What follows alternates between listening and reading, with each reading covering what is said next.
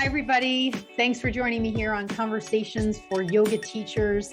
I'm your host, Karen Fabian, the founder of Bare Bones Yoga. I am a yoga teacher with many years of experience, a certified personal trainer, and an entrepreneur. My mission is to show you how to get confident, speak clearly, feel authentic, grow your impact, earn your worth, and build a community. For years, I've been working with teachers in my signature program, the Yoga Anatomy Blueprint Learning Program, and I've seen so many teachers transform, and I can help you get there too. On the podcast, you'll hear anatomy lessons, stories from teachers, interviews with others in the field, and a dose of personal development. In addition to the podcast, don't forget to also follow me on Instagram and TikTok for daily videos on teaching topics. Thank you so much for taking the time to listen today. Let's get into today's episode.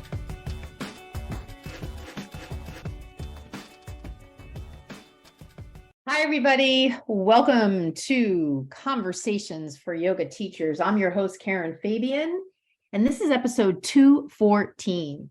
So I am recording this on November 17th. I had to take a look at my notes. And this will post on November 21st, Monday, November 21st, 2022. We are heading towards the end of the year. Oh my goodness. And I want to just start out by just really thanking those of you who, if you're one of the listeners who's reached out to me and said, oh, I loved this about the last show, or this got me thinking, or sent me a note, or sent me a DM on Instagram, I just want to thank you. And I just really appreciate and love to hear anything from you about any of these episodes. So if you're inspired as you listen to this episode to send me a DM on Instagram or an email, I would just so appreciate it. It's just, it's kind of weird just talking into the void here. And so that's why it's really fun when I get some notes from people, just sharing anything that came to their mind as they were listening. So I am, of course, as I said at the start of the show, I'm recording this on a Thursday and it's going live on a Monday. And yesterday, which was Wednesday, the 16th of November, was my monthly workshop for the month. And if you're one of the teachers that was there, awesome. Thank you for signing up. Thank you for showing up. If you signed up and couldn't make it and you're watching the replay, that's awesome as well. And if you didn't sign up and you wanted to and just forgot, well, good news, because I'm going to tell you how you can catch the replay in this episode here today. And I'm also going to give you a little preview, because the feedback that I got, both during the workshop, I had 2 sessions, and afterwards in some messages I got was just really positive. So I want to share this information with you so that if you didn't have an opportunity to be at the workshop, you can hear it, you can see it, you can, have access to this information. So the topic of the workshop was 10 steps to confident teaching. And the reason, if you've been watching my workshop topics for the past several years, actually, they're almost always focused on teaching skills or a particular aspect about anatomy. That's, obviously my passion, so near and dear to my heart. And at the same time, I focus a lot as well on the mindset. And I think if you've been listening to this show for a while, you know that some of my episodes, and even some of the episodes about anatomy or teaching skills, I sometimes have a sidebar conversation about something regarding mindset, personal growth, personal development. I'm a huge proponent of that. And so this idea of building your confidence as a teacher, the reason I picked this topic is because, confidence is sort of an interesting thing when you think about it, because we can say, well, how do we build our confidence as a teacher? How do we get more confident as a teacher? And, kind of the quick answer to that would be, well, you just get more knowledge. But that's not necessarily true, because I can certainly say there are teachers in my program who come to me with a lot of hours of training and a lot of knowledge, but they're not very confident. And by the same token, I have some teachers I've worked with who don't have a lot of experience, but they have a high degree of confidence. So it's not always just a slam dunk that if you have a lot of knowledge, you're going to be confident. And let's again, just think of this in the context of being a teacher. So there is absolutely a mindset piece component to being a confident yoga teacher.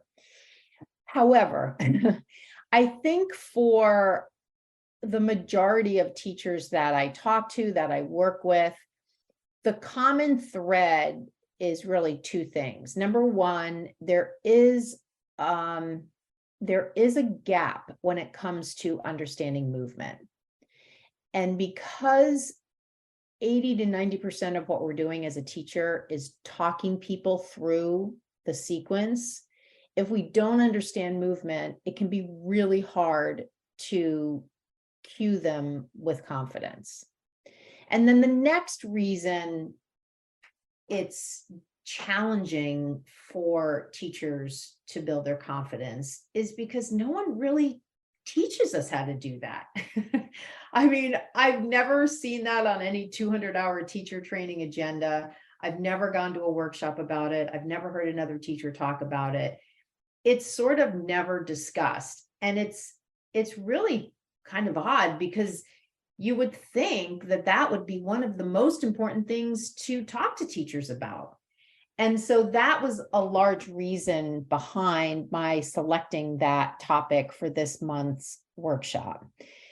And it was pretty evident in the feedback I got that teachers were really appreciative of access to this information. And I'll tell you kind of the overarching theme in a lot of what I shared in terms of how to get more confident, how to build more confidence, really had to do with simplifying,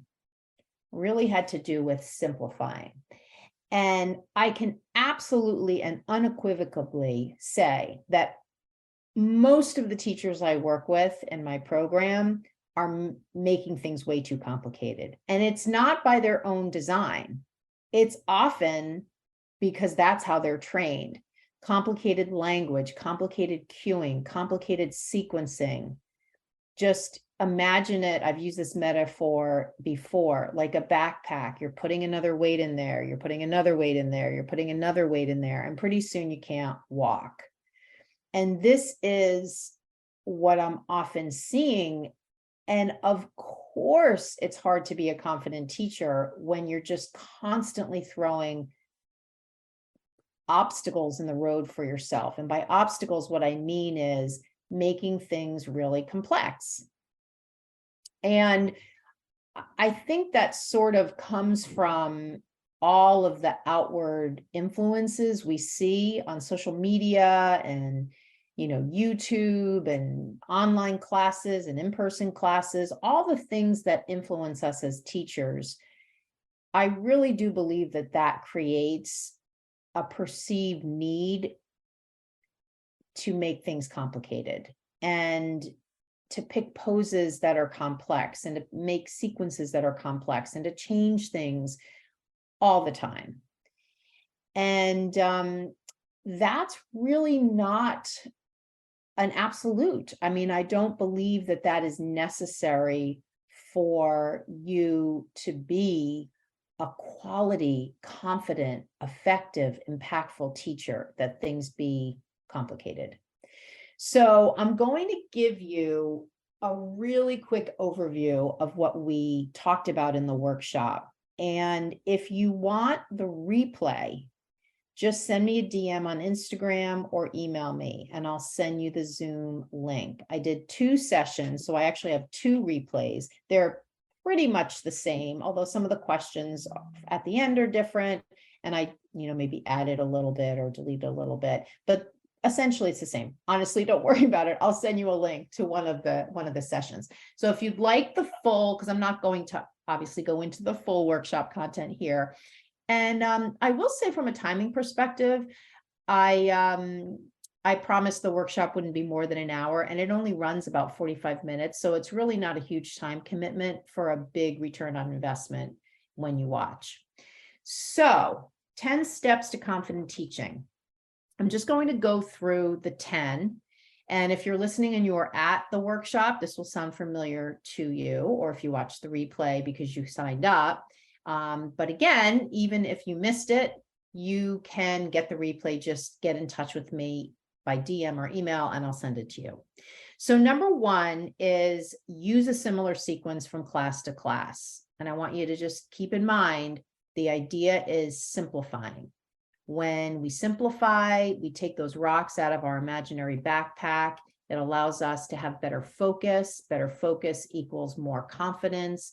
Teaching the same sequence, over and over again allows us to build competency in teaching it. Competency equals building confidence.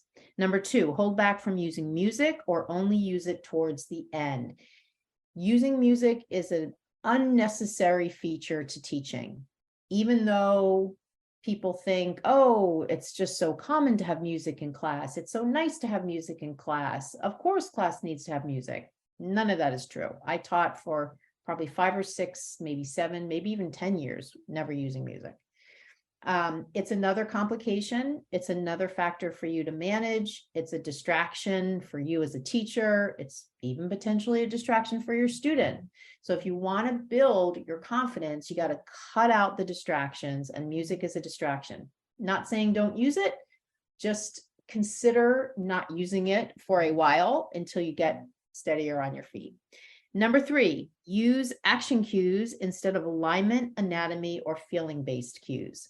Action cues are just telling people what you want them to do. And they're typically cues that you can 100% stand behind, meaning you know what they are, you know how to tell people how to get into the poses just by telling them actions. And so you've got a higher degree of confidence around sharing an action cue. However, anatomy cues, alignment cues, feeling-based cues can bring us into areas where we need to have specialized knowledge. And that is where the lack of confidence also often lies. I go into this one a lot more in the workshop itself. So if you're intrigued, definitely ask me for the replay. I'll send it to you. Number 4, share 3 to 4 action cues per pose. So this relates to a framework that you can use when you go in and teach your classes. It's what I called in the workshop a strategy. And while you might not think strategy and yoga teaching belong in the same sentence, they absolutely do. Because let's face it, if you're going in to teach your class and you have no strategy, you will have no confidence. You will be willy-nilly kind of discombobulated, and your students will absolutely feel that. However, if you have a strategy, if you have an approach, you will be much calmer. Your delivery will be much better. The comprehension of your students will be higher. You will energetically see that and feel that. And therefore, your confidence will be higher when you teach those kinds of classes. So this idea of sharing 3 to 4 action cues per pose is a framework that piggybacks off the earlier tip I shared about just sharing action cues. And now it gives you a framework within which to use those cues. So you'll know going into your classes, I'm going to share action cues today. I'm going to share 3 to 4 per pose. Now I've got an approach. Now I've got a way to structure what I'm going to say. Again, I go into this a lot more in the workshop. Number 5, give students a few breaths in some of the poses without adding any cues, so you have a chance to take a few deep breaths yourself. So in the workshop, I go into a little bit about the benefit of this, not only to you, but to your students. The gist of this is finding a way for you to catch some moments while you're teaching to reground yourself, to settle yourself, especially if you're feeling nervous. And so this idea of turning on your parasympathetic nervous system, down regulating the sympathetic nervous system, calming your nerves through deep breathing. This is what this one is about. Number 6, stand in front of the class as you start and then move around the room as you teach. So let me ask you, do you get nervous when you first walk into the studio? Do you get nervous when all eyes are on you and people are like all of a sudden looking at you? That is, number 1, common, and I get that. I used to feel that. And number 2, it's part of building your confidence, is allowing yourself to be seen. I go into this more in the workshop itself. For right now, what I'll say is this idea of starting out your class, standing in front of the class, not only is to give you an opportunity to build your confidence and kind of sit with those nerves and, kind of funny feelings in your stomach and working through them. It's also a strategy, there's that word again, to allow you to see who's in the class. Not so much who by their name, but as you're starting them in those poses, those initial poses, what do you notice? Do you feel like there's a bunch of beginners? Do you feel like there's more experienced students? Do you feel like someone might need help for a particular reason? Standing in front of the class gives you an ability to see everyone there. And then once class begins, you can move about the room. You can kind of dive in and assist people one-on-one and kind of energetically be in their physical space a little bit more. But if you're doing that right out of the gate, it can be really easy to sort of lose track of the whole. And that can be really nerve-wracking, because then all of a sudden you're realizing, oh my God, I'm in the middle of the class here and I've just sort of lost track of where I am in the sequence, kind of thing. And there's also what I talked about in the workshop, this energetic kind of vibe, kind of ball that you're trying to keep moving. And when you're assisting just one person, or when you're kind of in the middle of the classroom, the studio, it can be hard to kind of hold space for everybody there.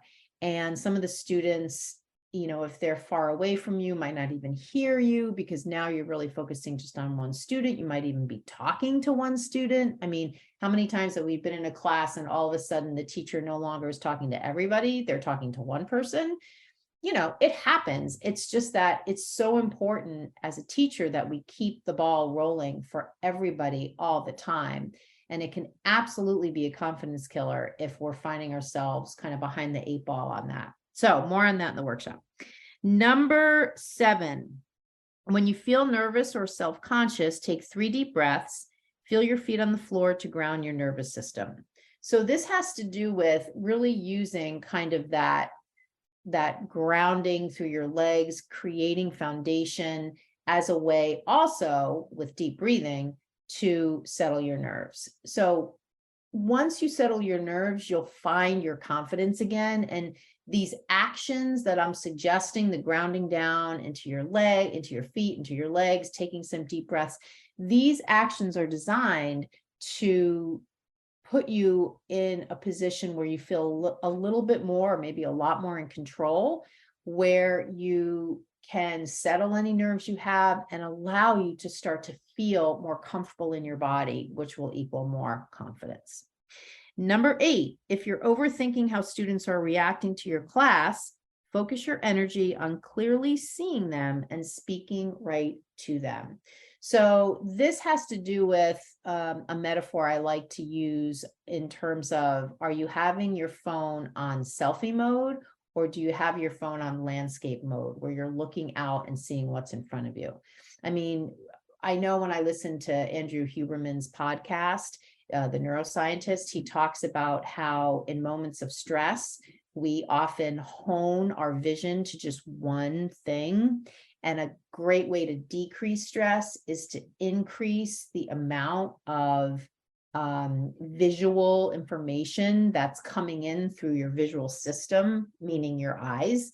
And so if you're ever finding yourself just during the day really stressed, step away from what you're doing and open your visual landscape so that you can see like out ahead of you, look out into the distance, open your eyes. He talks about how this is known to decrease your sympathetic nervous system's response, because it's increasing the amount of input to the eyes.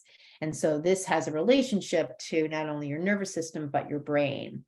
So here, what I'm saying is kind of similar. If you're finding yourself getting caught up in your inner thoughts, that self-judgment mode that we can get into when we're teaching, oh, I don't think they're liking this class, or, oh, I'm messing up, or nobody's gonna, like this class when we're done, or that person looks bored, or all those things that we might say to ourselves.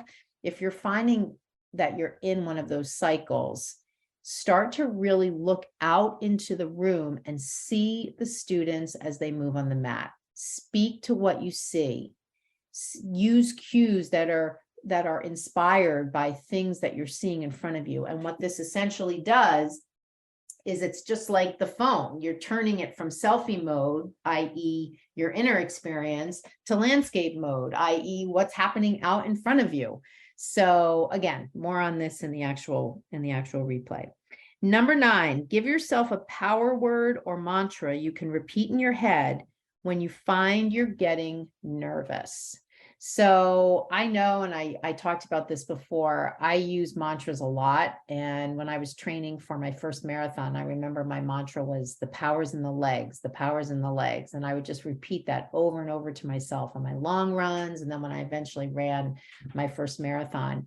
And we can use mantras as a way to remind ourselves about our ability, our goodness, our confidence, our authenticity. So it could be a mantra that doesn't necessarily speak to building confidence. It might just be, you're on the right track, be yourself, be strong, feel your feet, anything. So think of something that would inspire you, that you can call on in those moments when you're teaching and you don't feel really confident and you don't feel like you're connecting with your students, and instead repeat that to yourself. And then the last one, keep reminding yourself that you're there to be of service and the students want your guidance as a teacher. Otherwise, they'd just be practicing at home.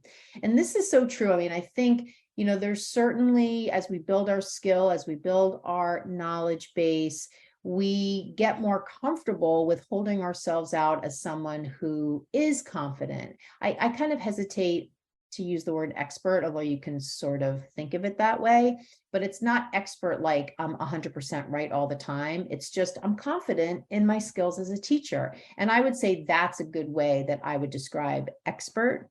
I think what's more common is that people don't think they know enough, and they don't feel they are experienced enough, and teachers feel like they're imposters and they don't feel like they're qualified to be the one standing up and teaching the class. And so I bring this one up so that you can keep reminding yourself that, hey, you have done your initial training, maybe you've done additional training, you are qualified to be there. And part of it is beginning to believe that yourself, that you are qualified, that you are ready to stand in front of the class and lead people. And also that unique angle or aspect of being a yoga teacher that includes or speaks to that being of service. And when you are of service and framing what you do in that way, it means that whatever you're doing is good. It's in the context of helping. And so when you think of it that way, my hope is that it takes the pressure off you to try to be perfect or try to do it right. And instead is acknowledging that you are there acting in service. So those are the 10 tips. I am happy to send you the replay so you can watch the 45-minute, kind of more detailed conversation around this. So just get in touch with me and I will send it to you. So for today's main topic of the show, I wanted to give you an experience of what it would like to be coached. And I know coaching right now is sort of used a lot as a term, although it's kind of rarely used in the context of yoga teaching. We sort of, I think, more commonly use the word mentor, like, do you have a teacher mentor or a senior teacher? I like to use coaching though, because I like to frame it in a way where it gives the person I'm talking to, I'm working with, more agency over what they come up with, more control, more independence. And I feel like mentor sounds a little bit more like someone knows more than you and they're telling you what to do. And that's never the approach that I take when I work with teachers in my program. And part of my Yoga Anatomy Blueprint Learning Program includes coaching calls.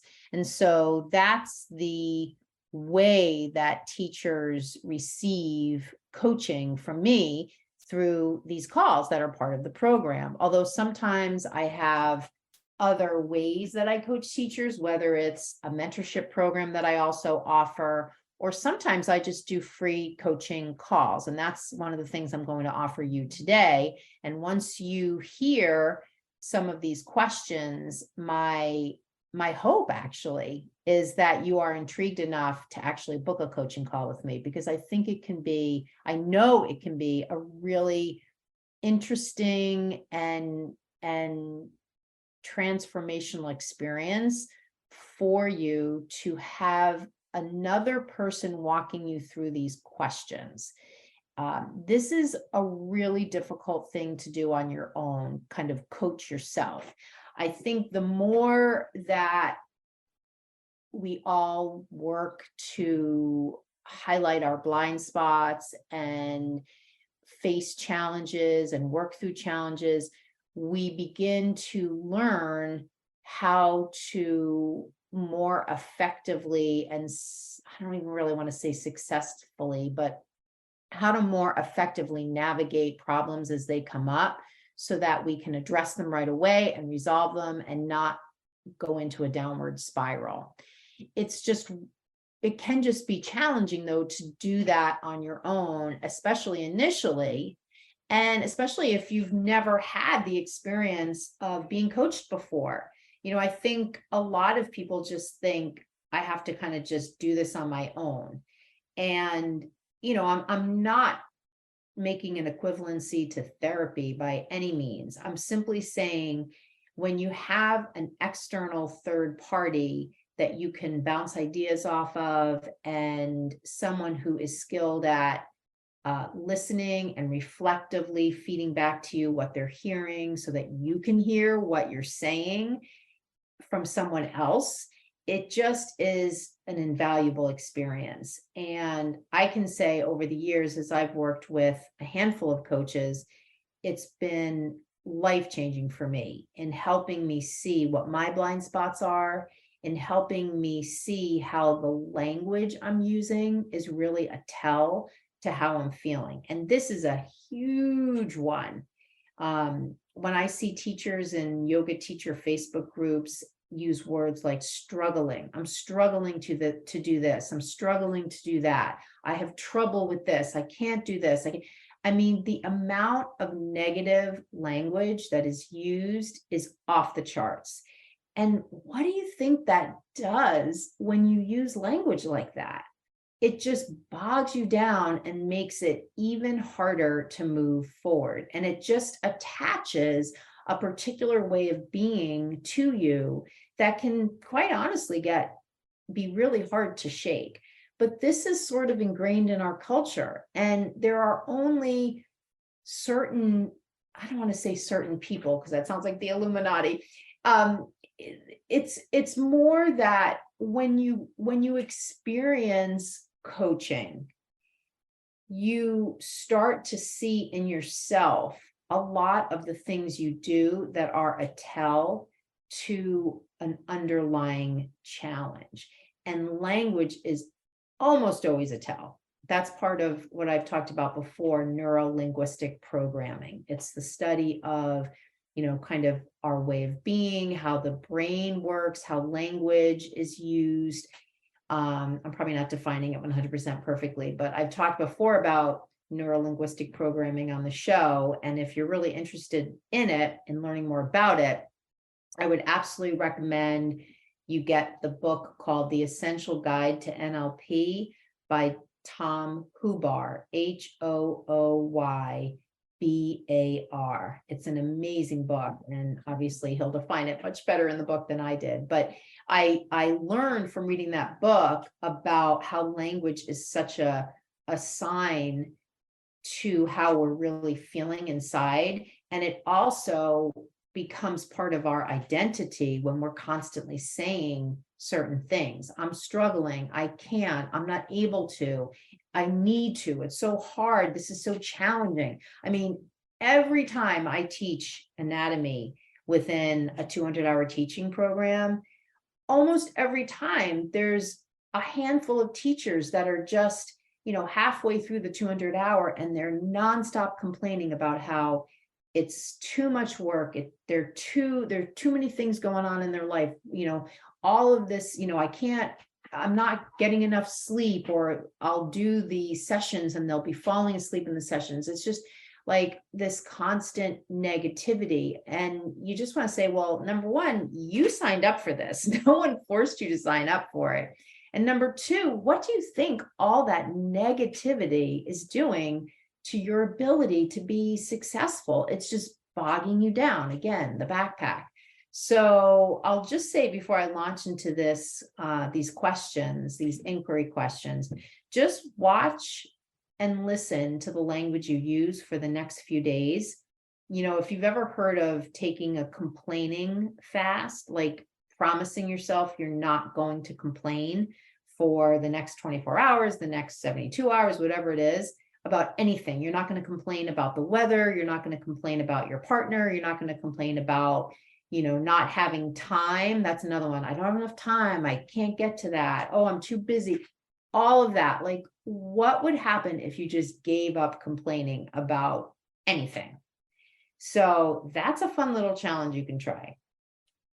All right, so now that I've given you that as a prelude, keep in mind, this is something that you would typically be doing with me one-on-one. However, I wanted to give you a taste to see what comes up for you when you go through this, even just on your own.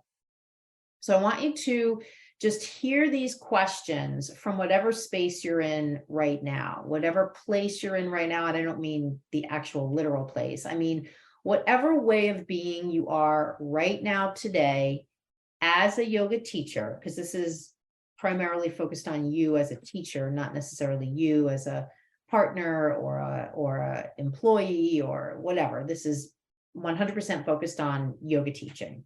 So here you are, you're wherever you are at on your journey as a teacher. So that's the place we're going to come at this from. So the first question is, let me go to my notes here. Sorry.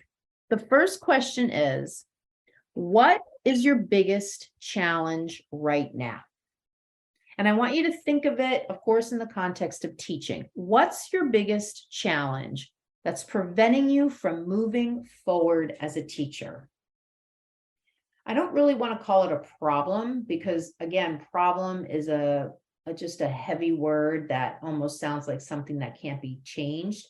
So just think of it as a challenge, an obstacle. What is getting in your way right now? What's your biggest challenge? And what comes up for you? Is it something around the, actual skills of teaching? Is it something around knowledge? Is it something around feeling comfortable when you teach? What's your biggest challenge right now? And you can even journal as you're listening to this and write down your answers. You could listen to this again and write down your answers. So what's your biggest challenge right now? All right, so number 2, what would be possible for you if you no longer faced or had this challenge? What would be possible for you if you no longer faced or had this challenge? How would you feel? What could you do that you can't do now? Who could you help and how? What money could you earn that you can't earn now? What could you create that you can't create now? And I want you to be really specific about this. So what would be possible for you if you no longer faced or had this challenge? How would you feel? That's a really important one. We don't often think about the feeling aspect, but the feeling aspect is what motivates people to make change. I mean, think about people when they start to lose weight, or they change their diet, or they switch to healthier eating, they feel great. And so that is a motivating agent on its own. So the feeling is a huge part. But then there's also things like, what could you do if you didn't have this challenge? What money could you earn that you're not earning now? Who could you help? How could you build community? How could you help people in your community? What would be possible for you if you no longer faced or had this challenge? And then the next question is, how urgent is it that this problem be solved? Right? Have you ever broken a nail in the beginning of the day and you can't get to a nail file and you're just constantly dying to get to a nail file? That's an urgent problem. I mean, obviously it's not a big problem in the scheme of things, but it's urgent, right? You want to get to a nail file and file that nail down. There's obviously lots of other problems. What if you have to go to the bathroom and you can't find a bathroom? That's an urgent problem. So think about whatever problem you just came up with and honestly ask yourself, how urgent is it that you solve this problem? And honestly, if you think about what's possible for you, if you solve this problem and you came up with a whole bunch of things that are possible for you, I hope that you say this problem is urgent that it be solved. Because if there's all sorts of things that are going to be possible for you when you solve this problem, but then you say, oh, the problem's not urgent to me, that doesn't make any sense. If there were all these benefits you could get from solving that challenge, wouldn't you classify it as an urgent problem? Otherwise, why would there be all those wonderful possibilities you could get? There wouldn't be. There would be maybe one. So keep in mind, if you're, and this is where the neuro-linguistic programming comes into play, and this is the kind of thing that I uncover when I talk to teachers, because if you list a whole bunch of things that would be possible for you when you solve this challenge, and then you say, oh, but it's not really urgent, there's usually something else there. Something else is blocking you from classifying the challenge as urgent. You see what's possible, and at the same time, you're not willing to say it urgently needs to be solved. So there's something else. There's another reason why you're hesitant to solve this problem. There's something that you're getting by not solving it. You're not having to move forward. You're not having to put yourself out there. You're not having to try. You're not having to do something different. All those things you can avoid if you just keep things as they are. But remember, if you keep things as they are, none of those possibilities will bear fruit. None of those things will happen. So you sort of shortchange, well, you don't sort of, you do shortchange yourself. And that's not to say that that's bad or good. I just want you to see what you're doing.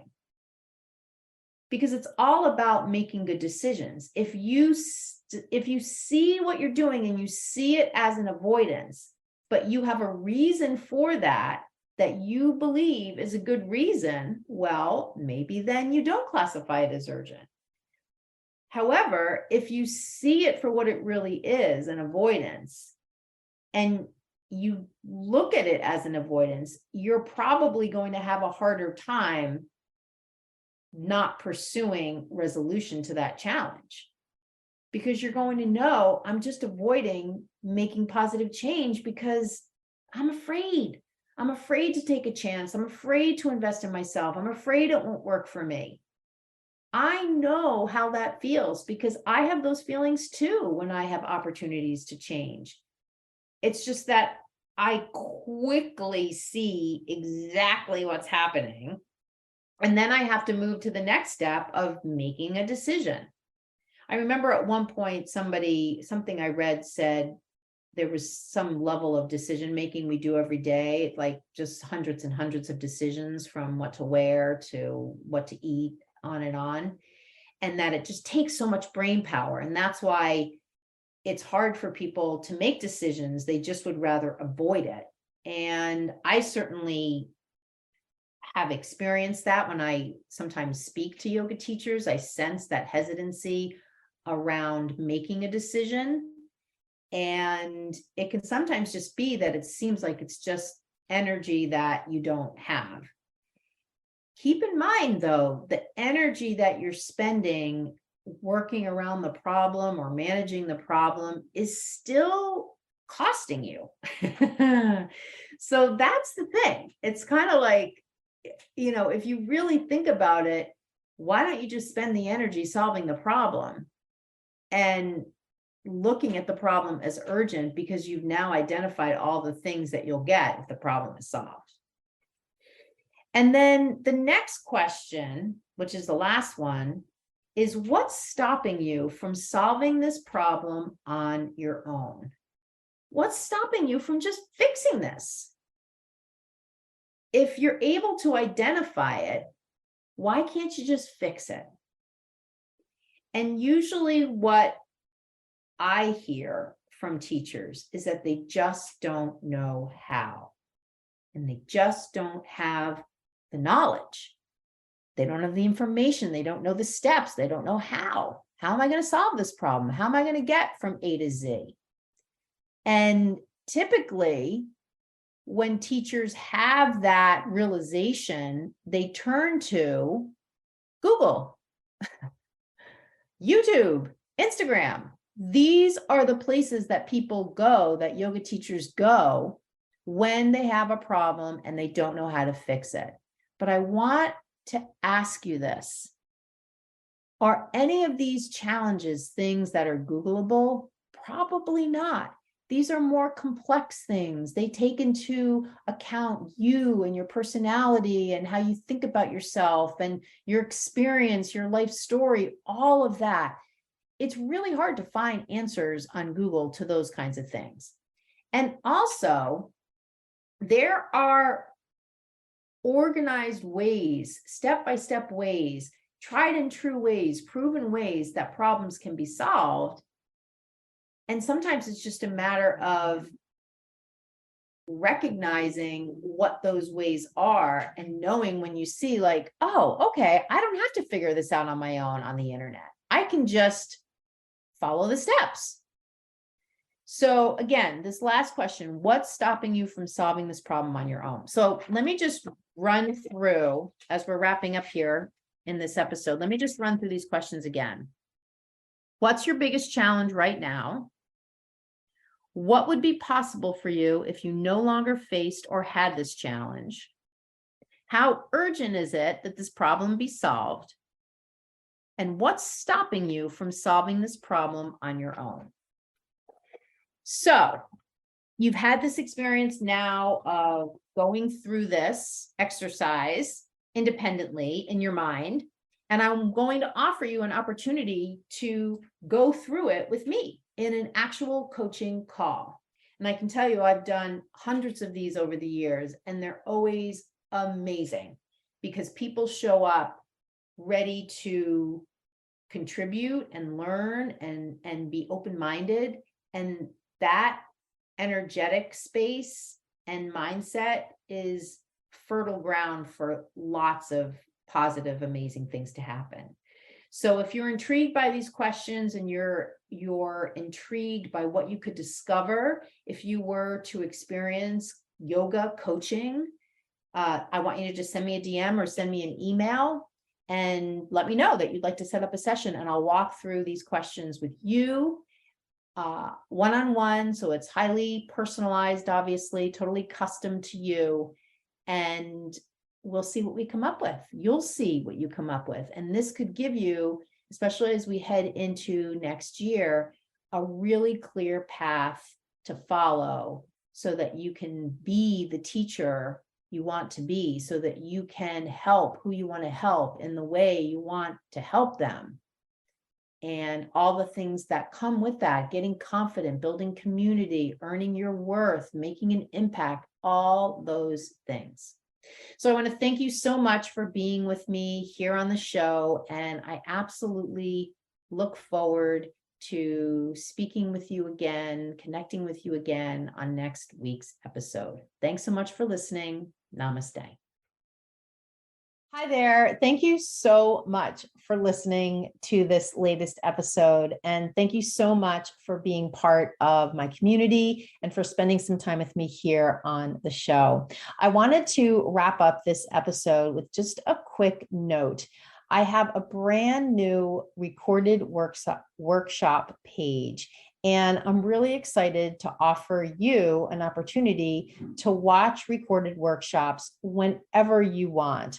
I have the first installment of a workshop on the page on the website, and it is a short workshop all about how to give effective cues. And so all you need to do to watch this free workshop is go to my website, barebonesyoga.com, and you'll see the listing in the dropdown for recorded workshops. When you click that page, you'll see on that page the link to sign up to watch that recorded workshop.